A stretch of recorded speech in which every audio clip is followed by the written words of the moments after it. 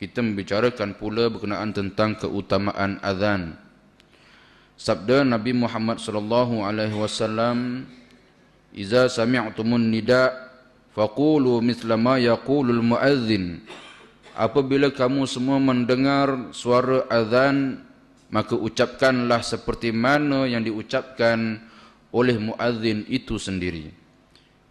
Menyahut azan sama seperti perkataan-perkataan muadzin itu adalah dituntut dan sunnah, kecuali pada hayya 'alatain, iaitu hayya 'alas salah dan hayya 'alal falah, maka hendaklah dijawab dengan kata-kata la haula wala quwwata illa billah, yang maksudnya tiada daya dan kekuatan melainkan dengan pertolongan Allah. Ya. Sebab apa? Disebutkan hayya 'alas salah, marilah sembahyang, marilah menuju kejayaan, dan kita jawab la haula wala quwwata illa billah, tiada daya dan kekuatan, ya, melainkan dengan pertolongan Allah. Dengan pertolongan Allah sahajalah tuan-tuan dapat hadir ke rumah Allah ini untuk menunaikan sembahyang, dan kita berjaya juga semata-mata dengan pertolongan Allah. Pada kata-kata qad qamatis salah dijawab pula aqamaha Allahu adamaha, semoga Allah mendirikannya, yakni sembahyang, dan mengekalkannya.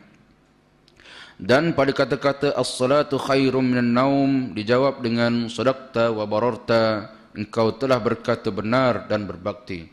Ya.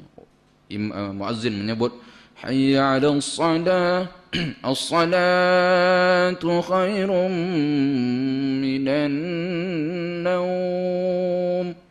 Kita pun jawab sadaqta wa bararta.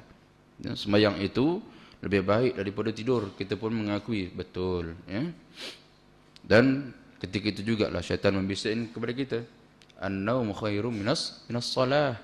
Tidur tu lebih bagus daripada sembahyang. Masa itulah sedap pula mimpi pula macam-macam, kan.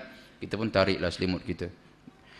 Sesudah azan hendaklah ia membaca Allahumma rabb hadhihi ad-da'wati at-tammah was-salatil qa'imah ati Muhammadanil wasilata wal fadilah wa ba'athullahu maqaman mahmudanil ladzi wa'adtah.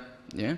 Ya Allah, Tuhannya, dengan doa yang sempurna ini dan juga solat yang berdiri ini, kurniakanlah Nabi Muhammad kedudukan yang tinggi serta kehormatan, dan bangkitkanlah dia pada tempat yang terpuji, yakni maqam mahmud yang engkau telah janjikan baginya. Kita pun jawab lagi innaka la tukhliful mi'ad, engkau